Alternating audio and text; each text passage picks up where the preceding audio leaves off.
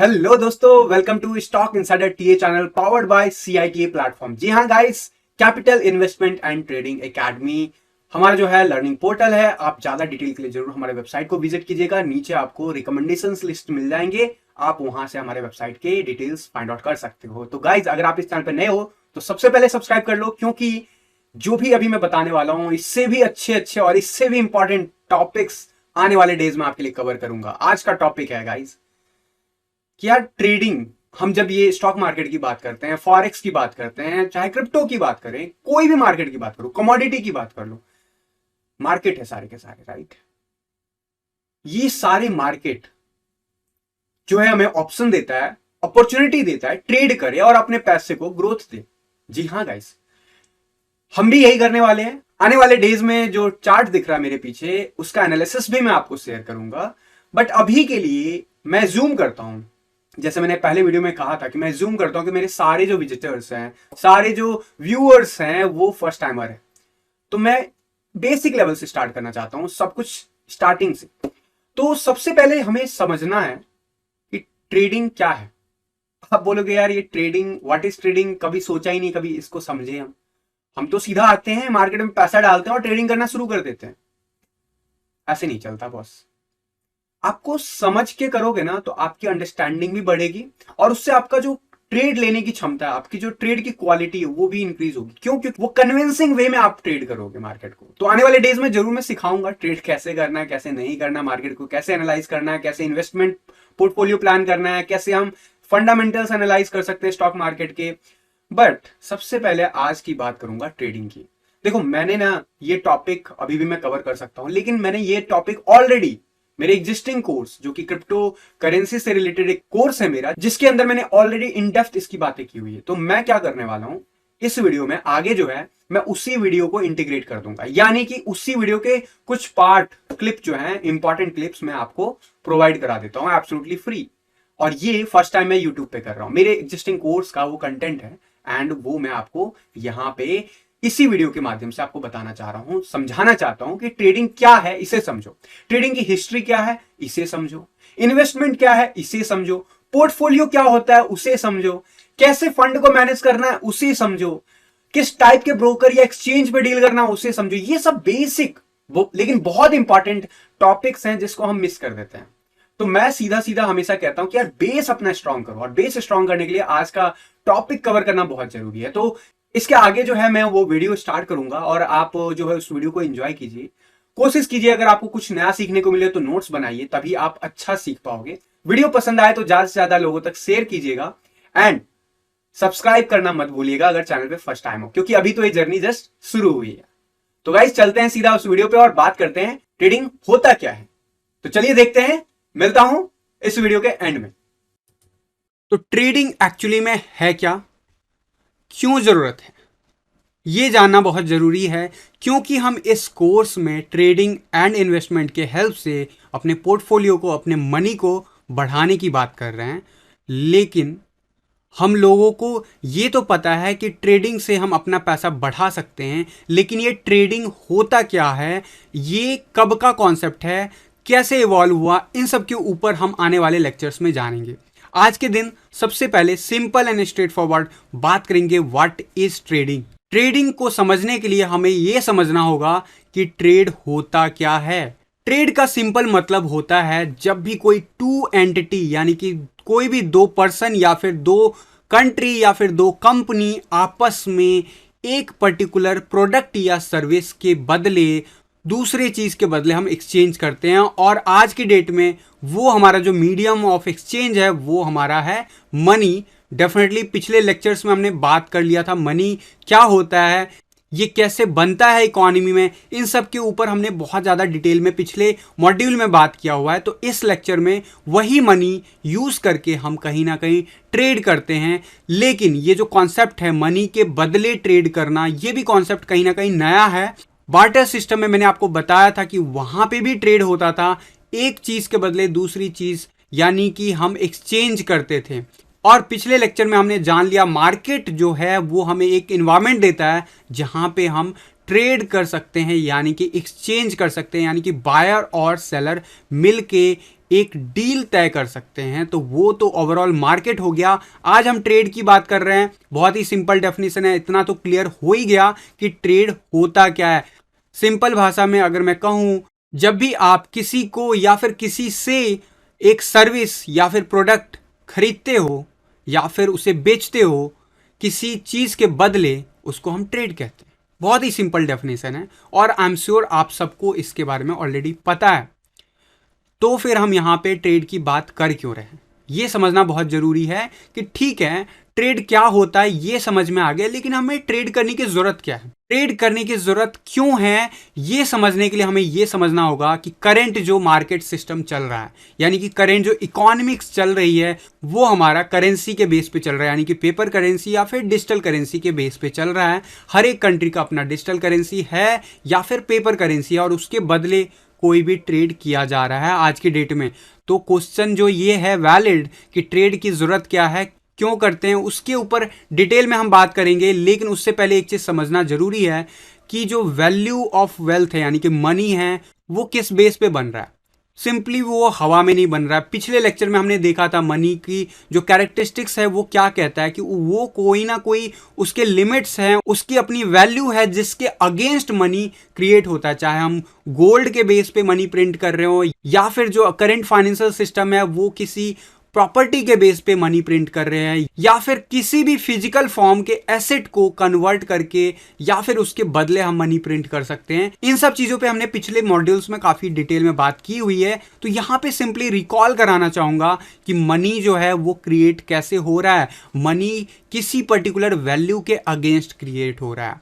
Money out of value अगर create होगा तो वो इकोनॉमी को कोलैप्स करेगा। करंट इकोनॉमी कैसे चल रहा है वो सब हमने देखा था प्रीवियस के लेक्चर्स में। अभी अगर हम बात करें कि अगर ये वैल्यू के बदले मनी प्रिंट हो रहा है, यानी कि वेल्थ प्रिंट हो रहा है, चाहे वो बैंक कर रहा हो, चाहे वो गवर्नमेंट कर रही हो, चाहे वो फाइनेंशियल इंस्टीट्यूट कर रही हो, लेकिन वो जो वेल्थ है, वो जो मनी है, वो क्रिएट किसी चीज के बदले हो रहा है। और वो क्या है, वो कोई भी एसेट हो सकता है, वो कोई भी प्रोडक्ट हो सकता है, वो कोई भी नेचुरल रिसोर्सेज हो सकता है। लेकिन रियलिटी क्या है आज की डेट में?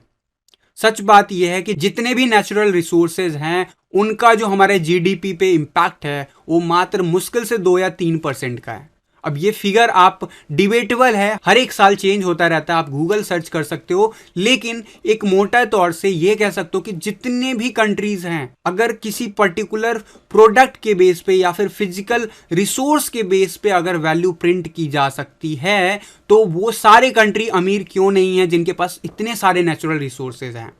तो वो रातों रात मनी क्यों नहीं प्रिंट कर रहे हैं? ये बात आपको समझना होगा ट्रेडिंग को समझने के लिए। ट्रेड क्यों करते हैं इस चीज को समझने के लिए ये बहुत जरूरी हो जाता है और इसी के ऊपर हम बात कर रहे हैं। आज के डेट में जीडीपी का मात्र 2 से 3% ही वैल्यू ऑफ वर्थ जो मनी है वो नेचुरल रिसोर्सेज यानी नेचुरल जो हमें मिला है संपदा नेचर से, उसके बदले प्रिंट किया जा रहा है। बाकी सारे किस बेस पे आ रहे हैं, वेल्थ कैसे क्रिएट हो रहा है, इस चीज को समझ जाओगे तो आपको समझ में आ जाएगा बिजनेस क्या होता है, यानी कि ट्रेडिंग क्या होता है। दोनों में कंफ्यूज हो रहे हो कि ट्रेडिंग क्या है, बिजनेस क्या है, तो इन सब के ऊपर हम आगे के लेक्चर्स में और डिटेल में बात करेंगे। आज के डेट में कोई भी इकोनॉमी हो, दुनिया की कोई भी इकोनॉमी हो, उसको कंपैरिजन हम किस बेस पे करते हैं? जीडीपी के बेस पे। मैंने आपको बताया 2 या 3% ही नेचुरल रिसोर्सेज के बेसिस पे जीडीपी का आंकड़ा तय हो रहा है आज की डेट में। बाकी सारे जो 97 या 98% जो वैल्यू है वो कहां से क्रिएट हो रहा है, उसकी बात हम करेंगे। जीडीपी यानी कि ग्रोस डोमेस्टिक प्रोडक्ट। अब ये किस बेस पे कैलकुलेट होता है, इसके तो फॉर्मूला है हर एक कंट्री में, थोड़ा बहुत जो है ट्रांसफॉर्मेशन कह सकते हो कि फॉर्मूले में है और उसके हिसाब से अलग अलग टाइम में जो है गवर्नमेंट्स चेंज करती रहती हैं अपने फॉर्मूलाज को। लेकिन एक मेजर और एक इंपॉर्टेंट फैक्टर जो होता है ये कैलकुलेशन का, वो ये होता है किसी भी कंट्री में कितने बार कोई ट्रेड होता है, इसके बेस पे जीडीपी बनती है। जीडीपी का आंकड़ा आता है और इस आंकड़े में कहीं ना कहीं जीडीपी में इटसेल्फ कैलकुलेशन में बहुत सारे जो है कुछ ऐसे फैक्टर्स है जिसको हम कंसीडर ही नहीं करते। मैं आप लोगों को जरूर जीडीपी से रिलेटेड आर्टिकल शेयर कर दूंगा, आप अगर इंटरेस्ट रखते हो इकोनॉमी एंड जीडीपी में तो जरूर उन आर्टिकल्स को गो थ्रू कीजिएगा। बट यहाँ पे मोटा मोटा समझ लो एक बहुत ही इंपॉर्टेंट फॉर्मूला जो हर कंट्री जीडीपी के लिए अप्लाई करती है वो ये है कि कितने बार कोई भी प्रोडक्ट यानी कि डोमेस्टिक प्रोडक्ट यानी कि with in the country circulation हो रहा है, यानी कि ट्रेड हो रहा है, उसके बेस पे इकोनॉमी को एक नंबर दिया जाता है जिसको हम जीडीपी नंबर कहते हैं। और आपको पता है कि आज की डेट में नंबर 1 जीडीपी किस कंट्री का है, और हम इस रेस में कंटिन्यूसली compete कर रहे हैं। हर देश दुनिया के compete कर रहे हैं एक दूसरे के साथ, ताकि वो तरक्की के रास्ते पे टॉप पे निकल पाए, आगे के पायदान पे निकल पाए, ताकि उनका जो स्ट्रेंथ है ओवरऑल इकोनॉमी का वो बढ़ पाए। तो मैंने आपको ये बता दिया कि जीडीपी का एक मेजर जो फंडामेंटल फॉर्मूला है वो क्या है, नंबर ऑफ ट्रेड। लेकिन ये अपने आप में क्या सक्सेसफुल कैलकुलेशन होगा, क्या ये सही कैलकुलेशन है? तो इस पे आप डिबेट कर सकते हो। इसके अपने डिसएडवांटेज है, उसके एडवांटेज है। एग्जाम्पल देना चाहूंगा, ट्रेड क्या होता है। मैंने आपको बताया कि कोई भी पर्टिकुलर प्रोडक्ट या फिर कोई सर्विस जब आप एक्सचेंज करते हो मार्केट में तो वो एक ट्रेड कहलाता है। इसी तरीके से जीडीपी के बेस पे अगर आप देखोगे तो हर टाइप का ट्रांजैक्शन जो कि इकोनॉमी में हो रहा है वो सब एक ट्रेड कहे जाते हैं, और साल भर में कितना ट्रेड हुआ है वही जीडीपी का आंकड़ा होता है। अब यहां पे मैं एग्जांपल देके ये समझाना चाह रहा हूं कि जीडीपी का जो ये सिंपल फॉर्मूला है इसमें क्या क्या डिसएडवांटेज हो सकता है। जीडीपी क्या कहता है कि कितने बार ट्रेड हुआ, इसके बेस पे किसी भी इकोनॉमी को एक नंबर दिया जाता है, राइट, और उस इकोनॉमी को अच्छा माना जाता है। लेकिन अगर मैं बात करूं, इस पिक्चर में आपको दिख रहा है कि एक जगह सड़क टूट रहा है, दूसरी जगह सड़क बन रहा है।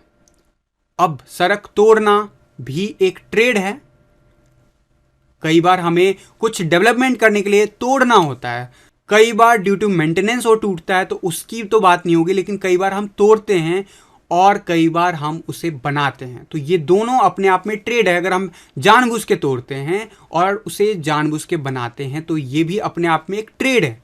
और मैंने क्या कहा, जितने नंबर ऑफ ट्रेड होंगे उतना अच्छा इकोनॉमी माना जाता है।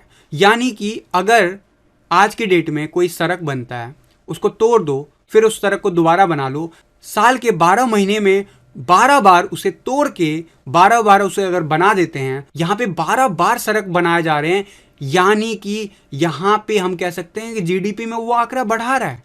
लेकिन एक्चुअल में हमें मिल क्या रहा है, इकोनॉमी को मिल क्या रहा है, उस एरिया को क्या मिल रहा है, उस कंट्री को क्या मिल रहा है, उस कंट्री के पॉपुलेशन को क्या मिल रहा है? वही सड़क जो कि ऑलरेडी बनी हुई है, उसको तोड़ दिया जा रहा है, फिर बना दिया जा रहा है, तोड़ दिया जा रहा है, फिर बना दिया जा रहा है। तो ये भी एक ट्रेड ही है, और ये भी जीडीपी का पार्ट होता है। इसीलिए जीडीपी का जो आंकड़ा होता है, जीडीपी का जो नंबर होता है, उसके ऊपर कई बार आपको डिबेट सुनने को मिलते होंगे। सिंपल भाषा में आपने समझ लिया कि जितने बार कोई भी इकोनॉमी में पर्टिकुलर कोई ट्रेड होता है वो जीडीपी का पार्ट बनता है। और ये सिर्फ और सिर्फ स्टॉक मार्केट या सिर्फ जो हमारा इन्वेस्टमेंट और ट्रेडिंग का जो मार्केट है सिर्फ उससे रिलेटेड नहीं है। हमारे डे टू डे लाइफ में जितने प्रकार के हम बाइंग या सेलिंग करते हैं वो सब जीडीपी को कैलकुलेट करने में हेल्प करता है। उसी के बेसिस पे गवर्नमेंट को टैक्स जाती है, उसी के बेसिस पे गवर्नमेंट के जेब में पैसा आता है लोगों की तरफ से, और उसी के बेस पे इकोनॉमी में काम होता है। इसीलिए ये आंकड़ा इंपॉर्टेंट है। लेकिन मैंने आपको एक लूप होल एग्जाम्पल दे दिया कि अगर एक ही सड़क को 12 बार बनाया जाए, देश को उससे मिला क्या? एक्चुअली में कुछ नहीं मिला। जो एक साल पहले था वही एक साल बाद होगा, लेकिन जीडीपी का आंकड़ा जरूर बढ़ जाएगा। तो ये नंबर गेम कई बार हम मैनिपुलेट होते हुए देखते हैं। अलग अलग गवर्नमेंट एक दूसरे के ऊपर आरोप प्रत्यारोप लगाती है और दुनिया भर में ये गेम खेला जाता है अपने इकोनॉमी को स्ट्रेंथ दिखाने के लिए। ये रियलिटी है। लेकिन एक्चुअल ग्रोथ कब होगा? जब रियल में 12 सड़कें 12 डिफरेंट जगह पे बने और वो लंबा चले, ज़्यादा लोगों तक सर्विस दे, उसके बेस पे आसपास के एरियाज का डेवलपमेंट हो, राइट? तब हमारे इकोनॉमी में और सारे ट्रेड होंगे, क्योंकि सड़क बनेगी तो ज़्यादा लोगों तक पहुंच होगी। ज़्यादा लोगों तक पहुंच होगी तो आसानी से ट्रेड लिया जा सकता है, क्योंकि वहाँ पे सर्विसेज पहुँचाई जा सकती है, वहाँ पे प्रोडक्ट पहुँचाया जा सकता है। इसीलिए गवर्नमेंट का मेजर हमेशा से आप देखोगे किसी भी इकोनॉमी में जब भी सड़कों के ऊपर काम होता है तो उस कंट्री में आने वाले कुछ दिनों में बहुत तेज़ी से जीडीपी ग्रोथ देखने को मिलेगा, क्योंकि डेफिनेटली नंबर ऑफ ट्रेड्स बढ़ जाते हैं। मैं यहाँ पे सड़क का एग्जांपल इसलिए दे रहा था क्योंकि इंडिया में बहुत कॉमन है, एक ही सड़क साल में 2 या 3 बार बना दिया जाता है। समझ गए इसका नंबर गेम क्या है जीडीपी के ऊपर? लेकिन एक्चुअली में वो इंपॉर्टेंट है, बनाना जरूरी है, मेंटेन करना जरूरी है। लेकिन अगर उसी सड़क को बार बार तोड़ के बनाया जाए तो वो क्या एक्चुअली में वैल्यू ऐड कर रहा है इकोनॉमी में? नहीं कर रहा, बट फिर भी नंबर ऑफ ट्रेड बढ़ेंगे, नंबर ऑफ ट्रेड बढ़ेगा मतलब जीडीपी बढ़ेगा, बट एक्चुअली में इकोनॉमी ग्रोथ नहीं करेगा। तो ये जीडीपी का जो नंबर का गेम है इसे हम साइड में रखते हैं। बस मुझे आपको बताना था कि ये जो हम ट्रेडिंग वर्ड यूज कर रहे हैं, हम जो ट्रेड करने वाले हैं, जो कर रहे हैं, ये सब हमारी इकोनॉमी को बढ़ाता है, वो सब हमारी इकोनॉमी को इम्पैक्ट करता है। चाहे वो डेली बेसिस के जो ट्रांजैक्शंस, आप डे टू डे लाइफ के जो ट्रांजैक्शंस करते हो अपने डे टू डे एक्टिविटीज को फुलफिल करने के लिए, वो भी ट्रेड में काउंट होते हैं। ये सब कहीं ना कहीं इकोनॉमी को इम्पैक्ट करता है। आपने रिसेंटली देखा कोविड के वक्त में बहुत सारे जॉब्स चले गए, बहुत सारे जगह पे जॉब्स बंद हो गए।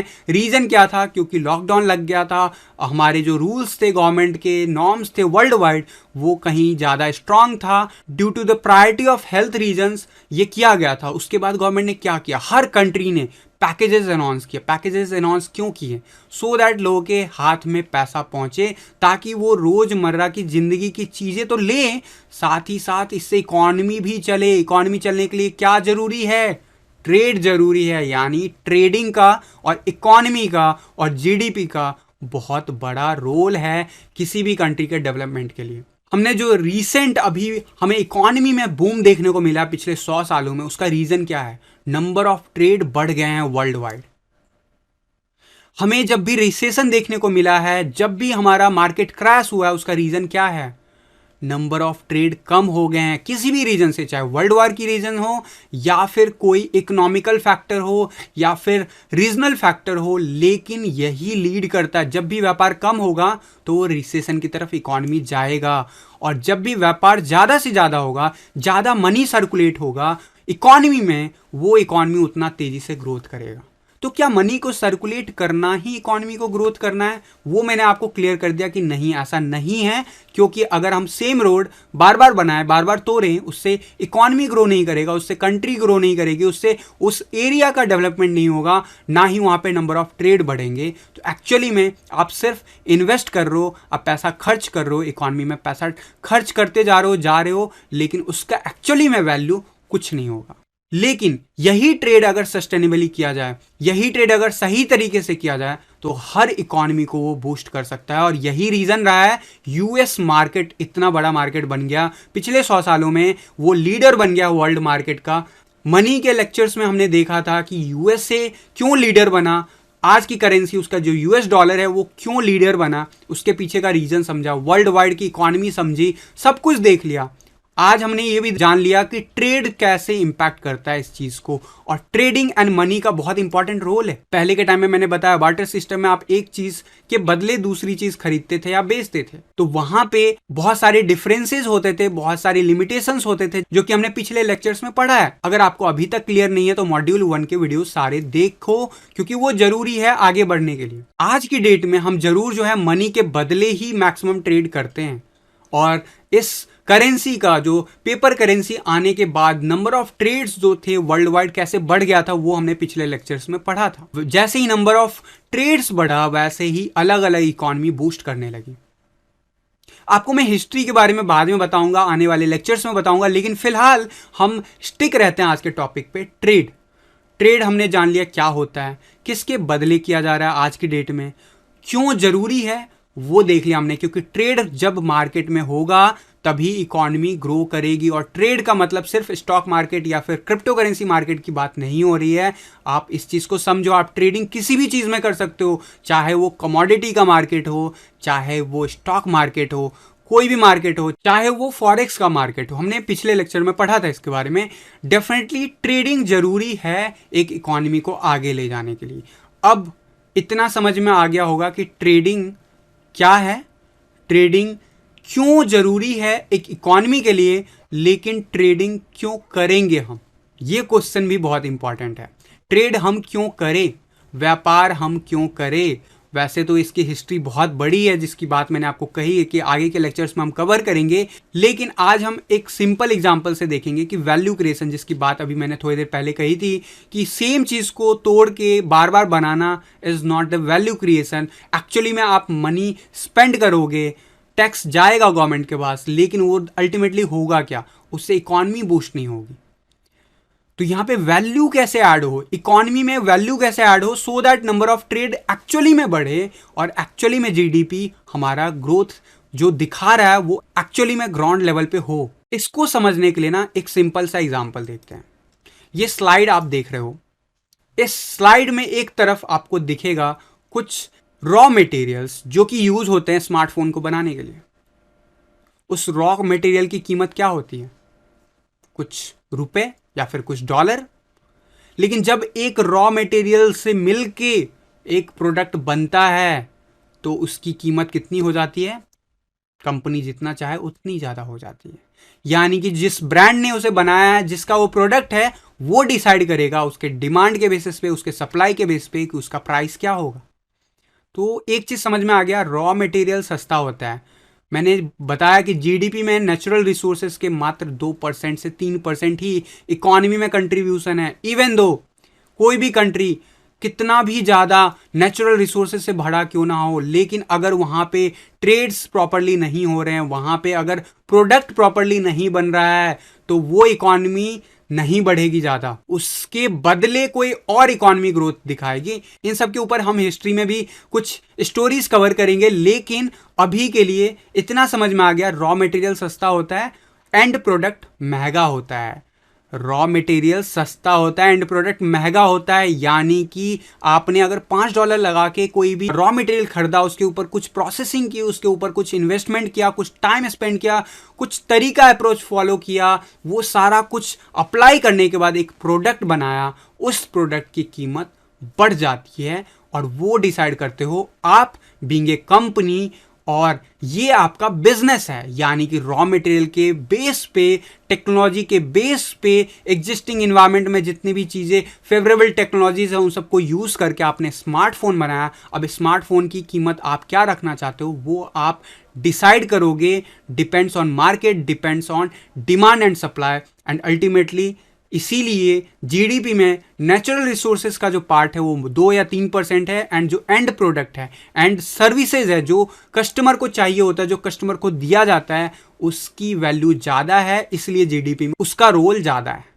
अब ये भी समझ में आ गया कि जीडीपी में 2 या 3% ही नेचुरल रिसोर्सेज का पार्टिसिपेशन क्यों है। इवन दो अगर कोई कंट्री में बहुत ज़्यादा नेचुरल रिसोर्सेज पाए जाते हैं, फिर भी वो कंट्री तरक्की नहीं कर पाती है। वो उस नेचुरल रिसोर्स को बेच के अपनी इकोनॉमी जरूर चला सकती है, लेकिन वो जब तक बेचेगी तब तक उनका इकोनॉमी उतना ग्रोथ नहीं करेगा। अगर वही उसी कंट्री में उस नेचुरल रिसोर्सेज के बेस पे प्रोडक्ट बने, उसी नेचुरल रिसोर्सेज के बेसिस पे सर्विसेज बने, और उस सर्विसेज को बेचा जाए, उस प्रोडक्ट को बेचा जाए, तो वो इकोनॉमी ज़्यादा ग्रोथ करेगी। क्यों? क्योंकि प्राइस में बहुत डिफरेंस है, और जितना ज़्यादा मार्जिन उतना बड़ा जो है रेवेन्यू होगा गवर्नमेंट को, उतना ज़्यादा जितना नंबर ऑफ ट्रेड होगा उस चीज़ का, उतना ज़्यादा जो टैक्स कलेक्शन होगा, और टैक्स कलेक्शन होगा तो गवर्नमेंट के पास पैसे आएंगे, पैसे आएंगे तो इकोनॉमी में जाएगा, इकोनॉमी में आएगा तो डेवलपमेंट होगा, इंफ्रास्ट्रक्चर बनेगा, इंफ्रास्ट्रक्चर बनेगा तो नंबर ऑफ ट्रेड्स और बढ़ेंगे। तो ये एक साइकिल है जो कि सदियों से चलता आ रहा है। और इसी तरीके से हर कंट्री, एक छोटे रीजन, चाहे वो छोटा सा स्टेट हो, चाहे वो एक बड़ा स्टेट हो, चाहे वो एक कंट्री हो, चाहे वो छोटी कंट्री हो, चाहे वो आइलैंड हो, चाहे वो पुराने टाइम में कोई राजा महाराजा हो, हर का इकोनॉमी इसी इर्द गिर्द घूमता रहता था, व्यापार के बेस पे। और ट्रेड को हम क्या कहते हैं? ट्रेड मतलब व्यापार। हिंदी में अगर कहोगे तो ट्रेड को आप व्यापार कह सकते हो और इसको बिजनेस भी कह सकते हो। ऑल्दो इन दोनों टर्म में थोड़ा बहुत डिफरेंस है जो कि हम आने वाले लेक्चर्स में समझेंगे, बट कहीं ना कहीं इतना समझ में आ गया, ट्रेड का मतलब है व्यापार, और व्यापार को इंग्लिश में क्या कहते हैं? कहते हैं बिजनेस। तो बिजनेस ही ट्रेड है और ट्रेड ही बिजनेस है, एक लेवल पे हम जरूर इसे कह सकते हैं। तो आने वाले टाइम में जब मैं कहूँगा कि ट्रेडिंग को एज ए बिजनेस देखो, तो वो आप समझना, इस लेक्चर से आप उसे रिलेट करना और समझना कि उसका इकोनॉमी में कितना बड़ा रोल हो सकता है। तो कहीं ना कहीं सिर्फ आप अपने डेवलपमेंट नहीं कर रहे हो, एक इकोनॉमी की भी डेवलपमेंट करते हो जब भी आप स्टॉक मार्केट में या किसी भी टाइप के ऑथराइज्ड मार्केट में ट्रेडिंग करते हो। तो और ये जो वैल्यू क्रिएशन है वो धीरे धीरे विद टाइम, जैसे जैसे ह्यूमन इवॉल्व हुआ है वैसे वैसे बढ़ता चला गया है। और यही रीजन है कि आज की डेट में वर्ल्ड की सारी इकोनॉमी ऑल टाइम हाई पे है। आप हिस्ट्री का डेटा निकालोगे, हर कंट्री अपने लेवल पे जो कि उस 100 साल पहले थी वहां से बहुत ज़्यादा ग्रोथ दिखा चुकी है।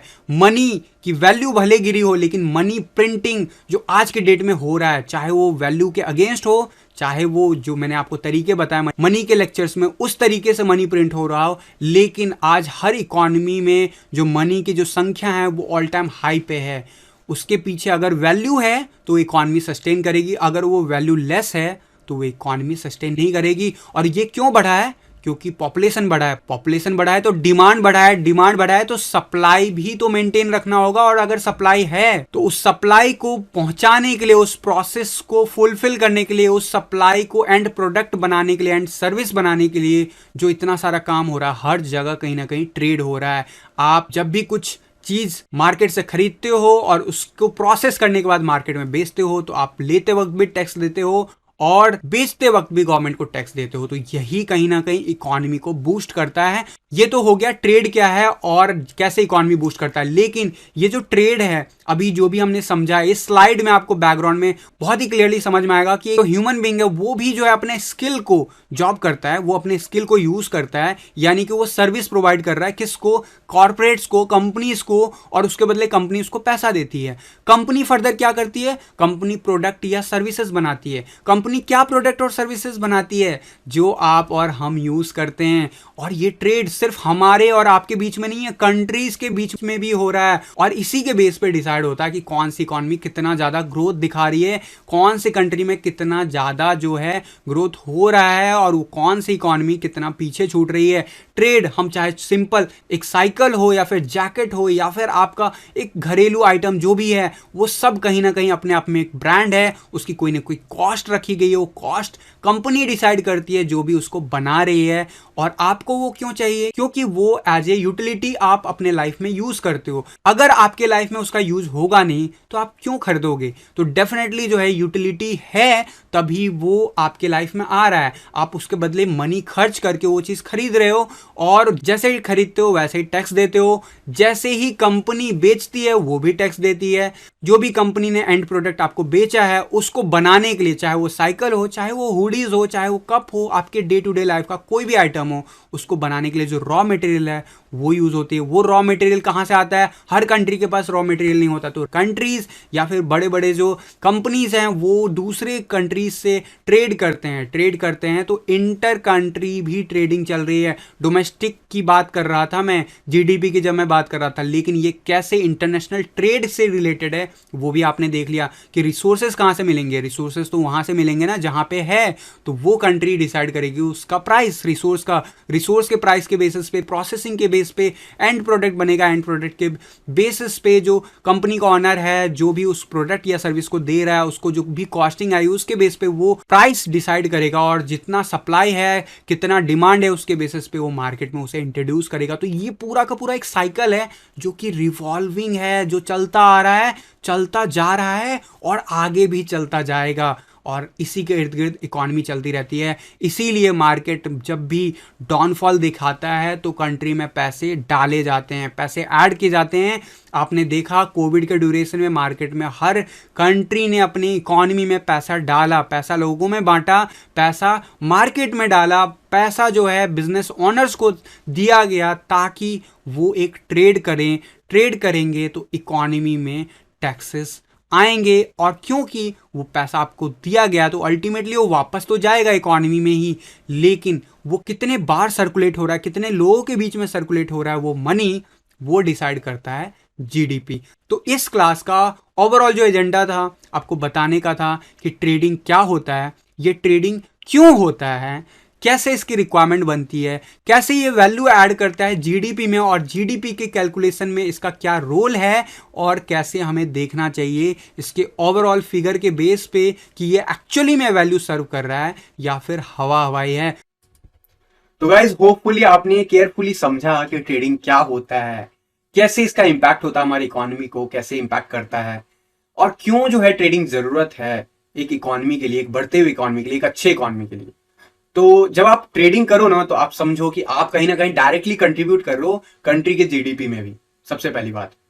दूसरी बात, जो निगेटिव जो टाइप्स ऑफ ट्रेडिंग होते हैं वो भी समझा कि कैसे जीडीपी का कैलकुलेशन जो होता है उसमें भी कुछ लूप होल्स हैं। तो ये सब चीजें ऑल्दो बीइंग ए ट्रेडर आपको नहीं समझने की ज्यादा जरूरत थी, बट अगर आप ये चीजें सीखे हो, आज कुछ नया सीखने को मिला है, तो आपका जो ये अंडरस्टैंडिंग है ना मार्केट को लेके, ये आपको इकोनॉमी की भी अंडरस्टैंडिंग बहुत अच्छी देने वाला है। आने वाले डेज में आप किसी भी कंट्री को एक अच्छे तरीके से एनालाइज कर सकते हो। और सबसे बेस्ट पार्ट ये है कि आप जिस कंट्री में हो उसकी इकोनॉमी को आप समझने लगोगे, और ये लोग जरूरत नहीं समझते। फाइनेंशियली सभी ग्रो करना चाहते हैं, पहले दिन से बच्चे को तैयार किया जाता है जॉब के लिए। क्यों? क्योंकि पैसे कमाना है।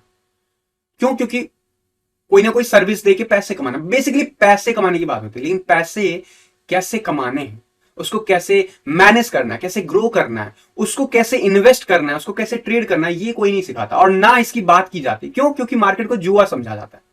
तो अभी आपने समझा ट्रेडिंग क्या होता है। आने वाले वीडियोस में मैं बात करूंगा ट्रेडिंग की हिस्ट्री की, जो कि इससे भी ज्यादा इंपॉर्टेंट है समझना। इससे आपकी अंडरस्टैंडिंग और ज्यादा इन डेप्थ बढ़ेगी कि एग्जैक्टली जो ये इंपैक्ट कैसे करता है आपके और हमारे ट्रेड्स को, ठीक है, और कैसे इकोनॉमी भी जो है इसके इर्द गिर्द घूमता है। तो जरूर जो है ये आपको काफी हेल्प करने वाला है। तो आई एम होपफुल कि वीडियो आपको पसंद आया। वीडियो पसंद आया तो जल्दी से लाइक कर दो, ज्यादा से ज्यादा लोगों तक शेयर कर दो, एंड चैनल पे फर्स्ट टाइम हो तो सब्सक्राइब करना मत भूलना, क्योंकि अगला वीडियो मैं शेयर करने वाला हूं ट्रेडिंग हिस्ट्री को लेके। एंड उसके बाद इसी प्लेलिस्ट में और भी इंपॉर्टेंट वीडियोस जो कि आपके दिमाग को हिला के रख सकता है, और अगर आप सीखोगे तो बढ़ोगे। और सीखने की कोई उम्र नहीं होती, तो जरूर ज्यादा से ज्यादा लोगों तक शेयर कीजिएगा। अगर हमारे कम्युनिटी में अभी तक जुड़े नहीं है तो हमारे रिकमेंडेशंस लिस्ट जो है ऑलरेडी आपको डिस्क्रिप्शन बॉक्स में मिल जाएंगे, जाके जरूर विजिट कीजिएगा। और हमारे स्टॉक इनसाइडर टीए का जरूर टेलीग्राम चैनल सब्सक्राइब करना मत भूलिएगा to get quick updates in future also. तो गाइज मिलता हूं अगले वीडियो में, तब तक के लिए थैंक यू, धन्यवाद, जय हिंद।